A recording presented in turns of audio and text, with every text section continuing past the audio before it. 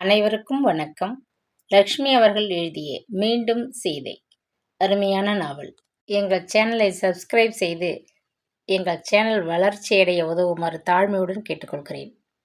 வானம் பொத்துக்கொண்டு விட்டது போன்று 3 நாளாக ஓயாது மழை. வடவாறு கரை புரண்டு ஓடுகிறது என்று தெருவே பேசியது. 4வது நாள் பளிச்சென்று சூரியன் புறப்பட்டு விட்டதும் தெருவில் ஆறாக ஓடிய தண்ணீர் எங்கேயோ நொடி பொழுதில் மாயமாகிவிட்டிருந்தது.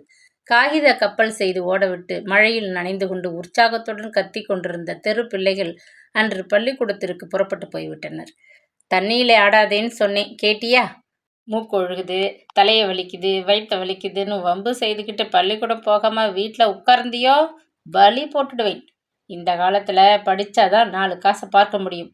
உங்கள் அப்பா நாட்டம் நீயும் உழைச்சி ஓடாக வேணாம். தன் 5 வயது மகனை பரபரவென்று இழுத்து குளிப்பாட்டி உடை அணிவித்து இட்லியை பிட்டு கட்டி பள்ளிக்கூடத்திற்கு அனுப்பிவிட்டிருந்தாள் செங்கமலம். இந்த 3 நாளாக அவள் வீட்டோடு மகனை வைத்து கொண்டு பட்ட பாடு போதும். அப்பாடா என்று பெருமூச்சுடன் நிம்மதியாக நடையில் வந்து உட்கார்ந்து கொண்டு சமையலுக்கு முருங்கைக்கீரையை ஆய்ந்து கொண்டிருந்தாள். யுகமாகிவிட்டது போன்ற பிரமிப்பு. நேரம் இப்பொழுது என்னவாக இருக்கும்? கவலையுடன் எழுந்து வீட்டு பின்பக்கத்தில் இருந்த மூங்கில் இடையே கட்டப்பட்டிருந்த கொடியில் ஈரத் துணிகளை காய போட்டுவிட்டு வந்தாள். இன்று ஒரு நாள் நல்லா சூரியன் காஞ்சா போதும். அடுத்த நாள் குழந்தைக்கு பள்ளிக்கூடம் போட்டனுப்ப சீருடை, அவளது மாற்றுப்புடவை, கணவனது வேட்டி சட்டை எல்லாம் நன்றாக காய்ந்துவிடும் என்று எண்ணியபடி அவள் பரபரப்பாக மற்ற வேலைகளை கவனிக்கத் தொடங்கினாள். விடாது மழை கொட்டி கொண்டிருந்த போதிலும் அவள் கணவன் கந்தசாமி பெரிய தனக்காரர் வீட்டு வேலைக்கு போய் வர வேண்டியிருந்தது. குடைக்கம்பி ஒடிந்து மூலையில் சாத்தப்பட்டு கிடந்தது. அதை பழுது பார்த்து வர ஒரு நடை கடைத்தெருவுக்கு போகக்கூட கந்தசாமிக்கு பொழுது இருக்கவில்லை. பக்கத்து டவுன் காய்கறி மண்டிக்கு போகும்போதாவது எடுத்து போய் வாங்கோ, எத்தனையோ தடவை சொல்லிவிட்டிருந்தாள். அவர் காதில் போட்டுக்கொள்ளவில்லை. பரணில் கிடந்த தாழங்குடையைத்தான் அவன் எடுத்துக்கொண்டு வேலைக்கு போய் வந்தான். மழை பெய்கிறது, பொழுதோட வீட்டுக்கு போ கந்தசாமி என்று பெரிய தனக்காரர் மனைவி கனகம்மா ஒரு நாளாவது அவனை வீட்டுக்கு சீக்கிரம் அனுப்பியதில்லை. குடையை மீறிய சாரலில் நனைந்து கொண்டு உரித்த கோழி போல் அவன் ஒவ்வொரு நாளும் வீட்டுக்கு இரவு 9 மணிக்கு வந்து நின்றபோது செங்கமலத்திற்கு மிகவும் கோபமும் மனவேதனையுமாக தான் இருந்தது. பிறருக்கு கை கட்டி சேவகம் செய்யும் பிழைப்பும் ஒரு பிழைப்பா? உள்ளூர குமைந்தாள். பெரிய தனக்காரர் நாகலிங்கம் இருந்தபோது நிலைமை வேறு. அவர் மிகவும் தாராள மனமுடையவராக இருந்தார். ஆட்படைகளுக்கு தமது நிலத்தில் விளைந்த நெல்லிலிருந்து ஆளுக்கு ஒரு மூட்டை விகிதம் பண்டிகைகளின் போது தந்து உதவினார். தோட்டத்து காய்கறிகள் அத்தனையும் மண்டியில் விற்று காசாக்கி கொள்ளவில்லை. கந்தசாமி, உன் வீட்டுக்கு எடுத்துக்கிட்டு போ என்று மிகவும் கனிவோடு ஒரு கூடை காய்களையும் சீப்பு வாழைப்பழத்தையும் தந்து உதவினார். அவர் போன பின்பு கனகம்மா ஆட்களை பாதியாக குறைத்ததுடன் அவர்களுக்கு வழங்கிய அதிகப்படி சலுகைகளையும் அடியோடு நிறுத்தி கொண்டு விட்டாள். அப்படி பணத்தை யாருக்கு தான் சேர்த்து வைக்கிறாளோ தெரியவில்லை. போதாதற்கு அந்த வீட்டில் சில மாதங்களாக ஒரு கலவரம். பட்டணத்து மருத்துவமனை ஒன்றில் கால் எலும்பு முறிவுக்கு சிகிச்சை செய்து படுத்து கொண்டிருந்த நர்ஸ் லாவண்யாவை காதலித்து கல்யாணம் செய்து கொண்டு விட்டான். வேண்டாத மருமகள் என்பதால் கனகம்மாள் தன் வெறுப்பை நெருப்பாக எல்லோர் மேலும் உமிழ்ந்து கொண்டிருந்தாள்.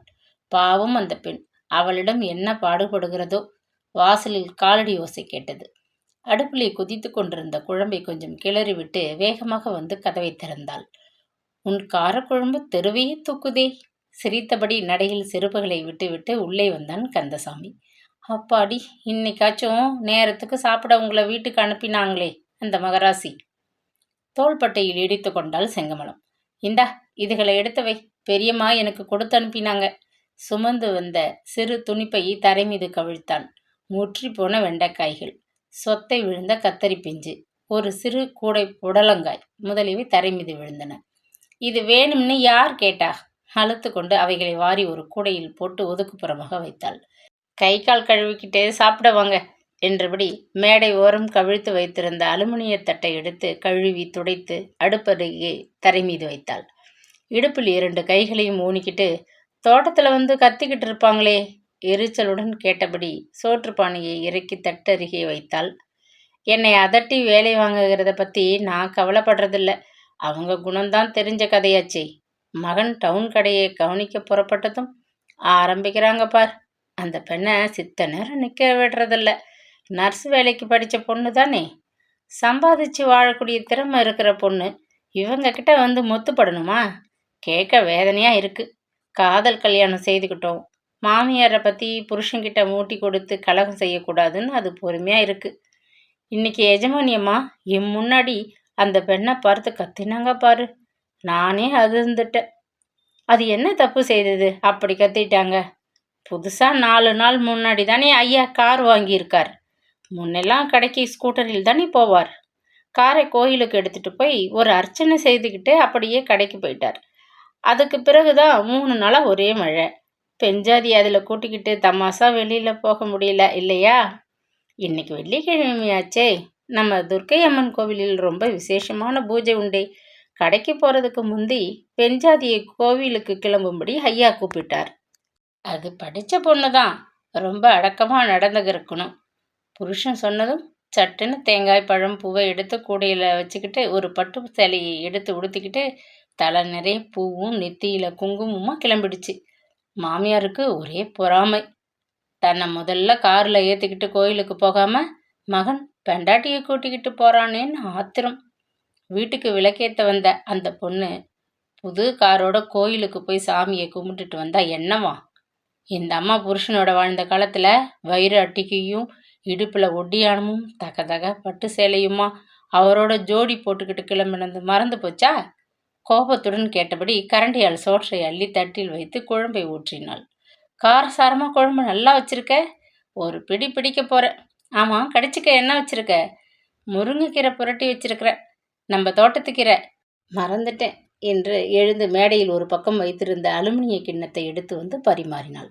அப்புறம் மகன் கடைக்கு கிளம்பினதும் மாமியார்காரி கத்தி ரகலை செய்தாங்களாக்கும். கார் தெருவை விட்டு நகர்ந்ததும் எஜமானியமாக ஆரம்பிச்சிட்டாங்க. உனக்கு என்ன துணிச்சல்? கல்லு பிள்ளையாராட்டம் நான் பெத்தவ இருக்கேன். என் புருஷன் சம்பாதிச்ச பணத்தில் தான் கடை கார் எல்லா வாழ்வும் கிடைச்சிருக்குங்கிற ஞாபகம் அவனுக்கு தான் இல்லை. உனக்கும் புத்தி இருக்க வேணாம்? அத்தை, நீங்கள் பெரியவங்க, முதல்ல கோயிலுக்கு போயிட்டு வாங்கன்னு சொல்லாமல் ஜம்முன்னு ஏறி உட்கார்ந்துட்டியே. காரிலே பிறந்து அதில் வளர்ந்த ஆளான செல்வ சீமாட்டி போல கோவிலுக்குன்னு அலங்காரம் வேற. ஒருத்த குரலில் கத்தினாள். அத்தை, உங்கள் மகன்தான் வெளியில் புறப்பட்டா நல்லா உடுத்திக்கிட்டு வரணும்னு சொன்னார், அதனால் அப்படி செஞ்சேன்னு அது லேசான குரலில் பதில் சொல்லிச்சு.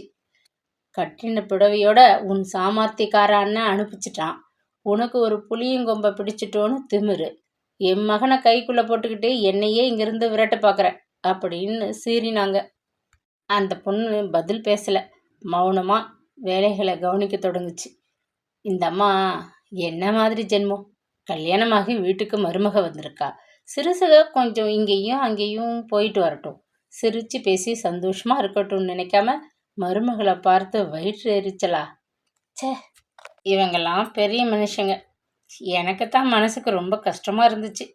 முதல்ல அந்த பட்டுப்புடவையை களைஞ்சிட்டு வீட்டுக்கு உடுத்துகிற நூல் சேலையை கட்டிக்கிட்டு மலன்னு காரியத்தை கவனி. அடுப்பருகில் பட்டு சேலையோடு போய் மேலே எண்ணெயை ஊற்றிக்கிட்டு அதை பாழாக்கிடாதே. நான் வரப்போகிற மருமகளுக்கு அழகு பார்த்து பணத்தை கொட்டி வாங்கி வச்ச புடவை, நினைப்பு இருக்கட்டும். ஒரு அம்பாரம் துணி ஈரமாக காயாமல் கிடக்கு. வேலைக்காரியோட போய் கூட நின்று வெயிலில் காய வச்சுட்டு வந்து சீக்கிரம் சமையலை கவனி. மசன்னு நிற்கிற. நீ எப்படித்தான் நர்ஸ் வேலை பார்த்தியோ? சிவனேன்னு அந்த பொண்ணு வேலை செய்துக்கிட்டு இருந்த அந்த ஆஸ்பத்திரியிலேயே பாடுபட்டுக்கிட்டு பட்டணத்திலேயே ஒரு நல்ல மாப்பிள்ளையை பார்த்து கட்டிக்கிட்டு சுகமாக இருந்திருக்கலாம். திங்க சோறும் உடுத்த நல்ல துணியும் வாழ்க்கையில் நிம்மதியும் தான் ஐயா ஒரு பெண்ணுக்கு தேவை. தங்க வைர நகைகளை சுமந்துக்கிட்டு பட்டு சேலையில் இந்த ராட்சசிக்கிட்ட தினத்துக்கும் பாடுபடுற வாழ்வு என்ன வாழ்வு ஐயா? நான் மட்டும் அந்த பெண்ணாக இருந்தா என்ன செய்திருப்பியா? சிரித்தபடி மேலும் அவள் வடித்த சோற்றையும் குழம்பையும் வேகமாக பிசைந்தான். நீயும் ஆச்சு உன் முகக்கட்டையும் ஆச்சுன்னு சொல்லிட்டு அடுத்த ரயில்லையே பிறந்த வீட்டுக்கு போயிடுவேன். என்னாட்டும் அந்த பொண்ணு கை நாட்டு பேர் வழியிலேயே படிச்சிருக்கு, நல்லா சுதந்திரமாக வேலை செய்துக்கிட்டு நிம்மதியாக வாழலாமே. நல்ல வேலை நீ படிக்கலை, இல்லாட்டி சில சமயம் கோபத்தில் நான் கத்துற போது நீ வீட்டை விட்டு கிளம்பி இருப்ப. சிரித்து கொண்டு அவளது கன்னத்தை கிள்ளினான். போதுமையா உமது கொஞ்சல், வாசல் கதவு திறந்து கிடக்கு, யாராச்சும் பார்க்க போகிறாங்க சினிங்கினாள். அப்போது மூச்சு இறைக்க கோடி விட்டு பிள்ளைகள் பள்ளி சிறுவர்கள் ஓடி வந்தனர். ஏண்டா பசங்களா, நீங்க 2 பேரும் இன்னைக்கு பள்ளிக்கூடம் போகலையா? வியப்புடன் அதட்டினாள் செங்கமலம். இன்னி பொழுது பார்த்துவிட்டு நாளைக்கு போகலாம்னு அம்மா சொல்லிட்டாங்க, மூத்த பையன் பதிலளித்தான். அதனால நாங்க ஆத்தங்கர பக்கம் வேடிக்கை பார்க்க போனோம். இளையவன் மூச்சு திணற பதிலளித்தான். அடப்பாவிகளா, கரை தெரியாம வெள்ளம் புரண்டோடுது, அங்கே போய் விளையாட்டா? கொடுக்கா புளி பறிச்சுக்கிட்டு ஆத்து வெள்ளத்தை வேடிக்கை பார்க்கலாம்னு போனோம். இன்னும் பெரியவனுக்கு மூச்சு இறைத்தது. அங்கே கரை ஓரமா நாகர் புதர்கிட்ட தடுமாறினான் பயத்துடன். நல்ல பாம்பை பார்த்தியா? இன்னைக்கு வெள்ளிக்கிழமை, முருகனை மனசுல கும்பிட்டுக்கோ, செங்கமலம் ஓங்கி அதட்டினாள். இல்ல, ஒரு மனுஷன் வெள்ளை சட்டை போட்டுக்கிட்டு கவுந்தபடி கிடந்தார். கிட்ட போக பயமா இருந்துச்சு. செத்துட்டார் போல இருக்குன்னு ஒடியாந்துட்டேன். அம்மா சொன்னாங்க, ஐயா கிட்ட போய் சொல்லுங்கன்னு அனுப்பினாங்க. கண்களில் மிரட்சியுடன் உடல் நடுங்க வாய் தடுமாறினான். கையில் அள்ளிய சோற்றை அப்படியே தட்டில் வைத்துவிட்டு கந்தசாமி எழுந்து விட்டான். முகத்தை பார்த்தீங்களா? கவலையுடன் கேட்டாள் செங்கமலம். அவர்கள் வசித்த தெருவில் ஆப்பம் சுட்டு விற்கும் பூங்கோதையின் மகன் காக்காய் ஒலிப்புக்காரன். ஒரு சமயம் மேலே சிந்திக்க முடியவில்லை. சீக்கிரம் கைகளை கழுவிக்கிட்டே 4 பேரை கூட்டிக்கிட்டு போய் பாருங்க. வடிவேலு தான் இந்த தெருவிலேயே உங்களுக்கு அடுத்தபடி வெள்ளை சட்டை போடுற பழக்கம். பாவம், கிழவிக்கு ஏதும் கஷ்டம் வரக்கூடாது, அதோட உடம்பு தாங்காது. காக்கா ஒலிப்புக்காரன் காசு சம்பாதிக்க துப்பு இல்லாதவனாலும் தனக்கு கொல்லி போட்டு கரையேற்றிடுவான்னு ஆசையில உயிரை வச்சுக்கிட்டு இருக்கு. என் அடி வைத்த சங்கடம் குழப்பது. சீக்கிரம் கிளம்புங்க, செங்கமலம் பதறினாள். துண்டை உதறி போட்டுக்கொண்டு காலில் செருப்பை திணித்து கொண்டு வேகமாக வெளியே ஓட்டமும் நடையுமாக கந்தசாமி விரைந்தான். ஒரு சில நிமிஷங்களிலேயே சங்கதி ஊரில் நெருப்பாக பரவி போனது. கிராமமே திரண்டு விட்டது போல ஆற்றங்கரை ஓரத்திலே பெருத்த கூட்டம். கந்தசாமி தான் முதலில் பார்த்தான். அந்த பிள்ளைகள் சொன்னது உண்மை. வெகு தூரத்திலேயே ஆற்றின் ஓரத்தில் மேடிட்ட பாதை மீது நடக்கும்போதே நாணலும் கோரை புல்லும் புதராக மண்டி கிடந்தது. ஒரு பகுதியில் கரை ஓரமாக ஒரு ஆள் குப்புற படுத்து கிடப்பது தெரிந்தது. வெயில் சுள்ளென்று அடிப்பதை உணராது மணல் மீது முகத்தை பதித்து கொண்டு குடிகாரன் கூட அத்தனை நேரம் கிடக்க மாட்டான். பிள்ளைகள் சொல்லியது போல செத்து விட்டிருக்கிறான் போலதான் தெரிகிறது. படபடத்த நெஞ்சோடு துண்டை தலையில் கட்டிக்கொண்டு வேட்டியை மடக்கி கட்டியபடி இறங்கினான். சேரும் சகதியுமாக இருந்த பகுதியில் மெல்ல காலை ஊன்றி எட்டி பார்த்தான். முகம் தெரியவில்லை. அந்த கிராப்பு முடி, டெர்லிங் சட்டை, முழங்கால் வரை மடித்திருந்த பழுப்பு பேண்ட், கையில் கடிகாரம் என கிடந்தான். கட்டாயம் ஆப்பக்கார கிழவியின் மகன் வடிவேலு அல்ல என்று ஊகித்த போது பெருத்த நிம்மதி ஏற்பட்டது. ஆனாலும் பாவம், அவன் எவனோ, எங்கே புறப்பட்டானோ, ஆற்றில் இறங்கி சுழலில் சிக்கிக்கொண்டு மடிந்து விட்டிருக்கிறான். அடுத்ததாக அவன் என்ன செய்ய வேண்டும்? உடலை புரட்டி முகத்தை பார்க்கலாம். ஆனால் கொலை செய்யப்பட்டு ஆற்றோரம் கிடந்த பிணமாக இருந்துவிட்டால் வம்பாகி போகுமே. இது காவல்துறையினர் கண்காணிக்க வேண்டிய சங்கதி. கூட வந்த தெரு ஆட்கள் சிலரை உடலை யாரும் தொடாது பத்திரமாக பார்த்து கொள்ளும்படி சொல்லிவிட்டு காவல்துறை அலுவலகத்திற்கு ஓடினான். கடைத்தெருவில் பஸ் நிலையத்திற்கு சிறிது தொலைவில் பலசரக்கு கடைகளை தாண்டி இருந்தது போலீஸ் ஸ்டேஷன். சமீபத்தில் கொஞ்சம் சிவப்பு சாயம் பூசி வெள்ளை கோடிட்டு சிங்காரிக்கப்பட்டிருந்தது. அதை தவிர அது அதே பழைய கட்டிடம்தான். புகார் கொண்டு வரும் கிராம மக்களின் மனதில் போலீஸ் ஸ்டேஷன் என்கிற பயத்தை போக்க கேட்டை தாண்டி உள்ளே சென்றதும் நடைபாதையின் இரு மருங்கிலும் வரிசையாக குரோட்டன்ஸ் செடிகள் சட்டிகளிலிருந்து நிமிர்ந்து நின்று கொண்டிருந்தன. முன்பக்கத்து தோட்டத்திலே ஒரு பெரிய வேப்ப மரம், அதில் சில காகங்கள் உட்கார்ந்து கரைந்து கொண்டிருந்தன. வழக்கமான மண் நிறைந்த சிவப்பு சாயம் தீட்டிய தீயணைக்கும் லாரிகள், அதை தாண்டி இருந்த சிறு ஹாலின் இரு பக்கமும் 2 அறைகள்.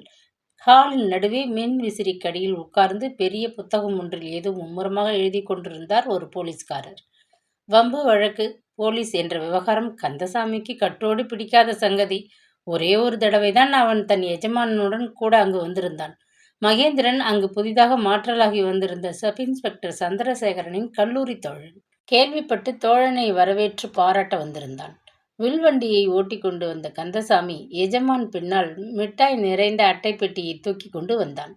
இதெல்லாம் என்ன என்று சப் இன்ஸ்பெக்டர் சந்திரசேகரன் நண்பனை புன்முறுவலுடன் அதட்ட, இங்கே வருக, வந்து எங்களுக்கு உங்களது பாதுகாவலை தருக என்று ஊர் மக்கள் சார்பில் வரவேற்பு கூறி உன் வருகை நல்வருகை என சொல்லி இனிப்பு வழங்க வந்தேன். உனக்கு மட்டுமல்ல, இங்கு உள்ள எல்லோருக்கும் வழங்கப் போகிறேன். உத்தியோக மும்முரத்தில் உனக்கு மறந்து போச்சு. நாளை விடிந்தால் தீபாவளி இல்லையா? என் தாயார் கவனமாக பசு நெய்யில் தயாரித்த மிட்டாய்கள் ஞாபகம் இருக்கா? நாம் படிக்கும்போது ஹாஸ்டலுக்கு நெய் முறுக்கு எடுத்து வருவேனே, நீ ஒருத்தனே அத்தனையும் ஒழிச்சு கட்டிடுவியே. மனம் விட்டு சப் இன்ஸ்பெக்டர் சிரிப்பதைக் கண்டு கந்தசாமி மகிழ்ந்து போனான். ஓடி போயிடுச்சு. காலம் எப்படி ஆளுக்கு ஒரு திக்கா போயிட்டோம். ஆமாம், உனக்கு கல்யாணமாகி குழந்தைகள் குட்டிகள் ஏதாச்சும்? கல்யாணம் 6 மாசத்துக்கு முந்தி நடந்தது. இன்னும் நீ சொல்கிற அந்த உறவுகள் ஏற்படலை. உன் சங்கதி? நான் இன்னமும் தனிக்கட்டை. எனக்கு பேசி வச்சிருக்கிற பெண் படிப்பு முடிஞ்சாதான் கல்யாணம்னு அவ அப்பா ரொம்ப கண்டிப்பா சொல்லிட்டார். காலம் எப்படி மாறி போச்சு பாத்தியா? முன்னெல்லாம் எங்க பையன் படிப்பு முடிஞ்சு வேலை ஏத்துக்கிட்டாதான் கல்யாணம் என்பாங்க. இப்போ பெண் படிச்சு முடிச்சு பிறகுதான் கல்யாணம்னு அப்பாக்காரங்க ஆட்சேபிக்கிற அளவு. இருவரும் கலகலவென்று சிரித்தனர். அவர்களது தோழமையைக் கண்டு பூரித்து போனான் கந்தசாமி. அட்டைப்பெட்டியை தன் எஜமானிடம் கொடுக்க முதலாவதாக ஒரு மைசூர் பாகு எடுத்து 2ஆக பிட்டு ஆளுக்கு பாதி, மீதி இவங்களுக்கு என்றார். சப் இன்ஸ்பெக்டர் இதுவரை காவல்துறை நிலையம் என்றதும் அந்த மகிழ்ச்சியான நினைவுதான் வந்தது. இப்போது சங்கடமானதொரு சங்கதி சொல்ல வந்திருக்கிறோமே என்று தயங்கியபடி அவன் உள்ளே சென்று ஐயா என மெல்லிய குரலில் கூப்பிட்டான். திடுக்கிட்டு நிமிர்ந்தார் எழுதி கொண்டிருந்த போலீஸ் அதிகாரி. சப் இன்ஸ்பெக்டர் ஐயா கிட்ட ஒரு விஷயம் சொல்லணும். அதற்குள் அடுத்த அறையில் தொண்டையை செருமும் சப்தம் கேட்டது. திரும்பி பார்த்தான். சாப்பாட்டு நேரம். ஒரு சமயம் குவார்டர்ஸுக்கு போயிட்டாங்களோன்னு கவலைப்பட்டேன், கும்பிட்டான் கந்தசாமி. கிளம்பிக்கிட்டு இருந்தேன். பரவாயில்ல, வந்த சங்கதியை சொல்லலாமே. முகத்தில் சிரிப்பும் குரலில் கண்டிப்புமாக கேட்டார். வடவாற்றுக்கரையில் அவன் கண்டதை சொல்லிவிட்டு கையை கட்டிக்கொண்டு நின்றான் கந்தசாமி. அப்படியா என்று கேட்டுவிட்டு தம்முடன் 2 போலீஸ்காரர்களுடன் ஜீப்பில் ஒரு நொடியில் புறப்பட்டு விட்டார் சப் இன்ஸ்பெக்டர். பூட்ஸ் கால் சேற்றில் புதைய உடலை நெருங்கி தம்முடன் கூட வந்த போலீஸ்காரர்களின் உதவியால் அதை நிமிர்த்தி போட்டு பார்த்தார். கந்தசாமி வந்த விஷயத்தை அவர்களுக்கு தெரிவித்தான் என்ற தகுதியில் மெல்ல அவர் பின்னால் வந்து நின்று கொண்டு எட்டி பார்த்தான். ஒரு போலீஸ்காரர் சிறிது தண்ணீரை கைகளில் அள்ளி முகத்தின் மீது ஊற்ற சேராகி விட்டிருந்த முகம் பளிச்சென்று தெரிந்தது. தண்ணீரில் ஊறி சிறிது உப்பலாகி விட்டிருந்த அந்த முகத்தை திகிலுடன் கந்தசாமி பார்த்தான். சந்திரசேகரன் அவன் பக்கம் திரும்பினார். இந்த ஆளை உனக்கு தெரியுமா? இல்லை என்று பலமாக கந்தசாமி தலையாட்டினான். அந்த கிராமத்திலோ சுற்று வட்டாரத்திலேயோ அவன் இந்த இளைஞனை பார்த்ததே இல்லை. பட்டணத்து வாசி போல. அழகாக வெட்டப்பட்ட கிராப்பு முடியும், காதோர கிருதாவும், சேராகி போன வெள்ளை டெர்லின் சட்டையும், பழுப்பு வண்ண ஃபேண்ட்டுமாக கிடந்த அவனுக்கு சுமார் 25 அல்லது 30 வயது இருக்கும் என தனக்குள் ஊகித்து கொண்டான். கால்களில் செருப்புகளை காணவில்லை. அவை ஆற்று சூழலில் அடித்து போகப்பட்டிருக்கும். ஐயோ, யார் பெத்த பிள்ளையோ இப்படி அநியாயமாக ஆற்றிலே விழுந்து செத்து விட்டிருக்கிறானே. கந்தசாமியின் மனம் இரக்க வசத்தில் தவித்தது. போலீசார் யாரையும் உடல் அருகே நெருங்க விடவில்லை. குறிப்பிட்ட சில ஆண்களை மட்டும் அழைத்து முகத்தை பார்க்க சொல்லி அடையாளம் காட்டச் சொன்னார்கள். உற்று பார்த்துவிட்டு அவர்களும் உதட்டை பிதுக்கினர். அதற்குள் சங்கதி பல கற்பனைகளுடன் காட்டுத்தீயாக கிராமத்திற்குள் பரவிவிட்டது. யாரோ 25 வயசு இளங்காலை ஆற்றிலே மூழ்கி செத்து விட்டிருக்கிறான். பாவம், போட்ட துணிமணிகளோட செத்து கிடந்தா தற்கொலை செய்துக்கிட்டான்னு அர்த்தம். மதகு மேல உட்கார்ந்திருந்தப்போ வேண்டாதவன் தள்ளி விட்டுருக்க. ஒரு சமயம் திருடனாக இருக்கலாம். கையில் இருக்கிறத பறிச்சுக்கிட்டு இவனை தள்ளிட்டு போயிட்டானோ? கடிகாரம் கட்டினபடி இருக்கு, கழுத்துல செயின் கிடக்கு, பார்த்தா படிச்சவனாட்டம் இருக்கு. நம் கிராமத்துக்கு இவன் ஏன் வரணும்? இப்படி செத்து தொலைக்கணும்? அதற்குள் பக்கத்து நகரத்து அரசு ஆஸ்பத்திரியிலிருந்து வண்டி வந்து போலீசார் பாதுகாப்புடன் உடல் அகற்றப்பட்டது. கூட்டம் கலைந்து போனது. பிரேத பரிசோதனைக்கு முன் இன்னமும் அடையாளம் கண்டுபிடிக்க உடலை பிணக்கிடங்கில் ஐஸ் துண்டுகள் மீது பத்திரமாக வைத்து விட்டனர். அன்று இரவு கடையை மூடிவிட்டு வீட்டுக்கு வந்த மகேந்திரனுக்கு ஏற்கனவே இந்த செய்தி தெரிந்து விட்டிருந்தது. ஊரே 2 படுது. ஆற்றில் தண்ணி கரை புரண்டு ஓடுதேன்னு ஜனங்க சந்தோஷப்பட்டு சொன்னதுக்கு முந்தி இப்படி ஒரு அவலம். மாடு மேய்க்கிற பசங்க கூட அவன் விழுந்து கிடந்த படுக்க பக்கம் போகவே மாட்டானுங்க. கொஞ்ச தூரத்துல இறங்குத்துறை இருக்கு. இனி எந்த பெண்ணாவது தனியா குளிக்க போவாளா? துர்மரணம். அவன் ஆவி அங்கேயே சுத்திக்கிட்டு இருக்குமே. கனகாம்பாள் மூச்சு விடாது பேசினாள். ஆவியாவது மண்ணாங்கட்டியாவது பாவம், யாரோ ஒரு இளைஞன் ஆற்றில இறங்கி ஒரு வாய் தண்ணி குடிக்க போயிருக்கான். சுழல் இருக்கிற பக்கம் தவறி இறங்கிட்டான். அது இழுத்துக்கிட்டு போயிட்டது. கட்டாயம் இவன் பட்டணத்துக்காரனாகத்தான் இருக்கணும். மகேந்திரன் குறுக்கிட்டான். பட்டணத்துக்காரனுக்கு இங்கே என்ன வேலை? ஒரு சமயம் தன் கள்ளக்காதலியை பார்க்க வந்திருப்பானோ? ஏம்மா உங்களுக்கு இப்படி ஒரு கற்பனை? சமையலறை வாயிற்படி அருகில் நின்றபடி கேட்டுக்கொண்டிருந்த லாவண்யாவின் உள்ளம் முன்பின் தெரியாத அந்த இளைஞனுக்காக பரிதாபப்பட்டது.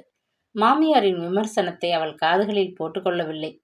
கந்தசாமி கார் டிக்கியில் இருந்த பொருள்களை உள்ளே கொண்டு வந்து வைத்தான். செண்பகப்பூ என்றால் லாவண்யாவுக்கு மிகவும் பிடிக்கும் என்பதை மகேந்திரன் அறிவான். நகரத்து பூக்கடை ஒன்றில் அந்த மலர்களை பார்த்து விட்டான்.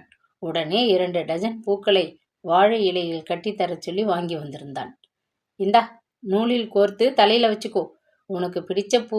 அப்படியே நம்ம தோட்டத்துல நட்டு வைக்க ஒரு செண்பக செடிக்கு நர்சரியில ஆர்டர் கொடுத்துட்டு வந்திருக்கிறேன்.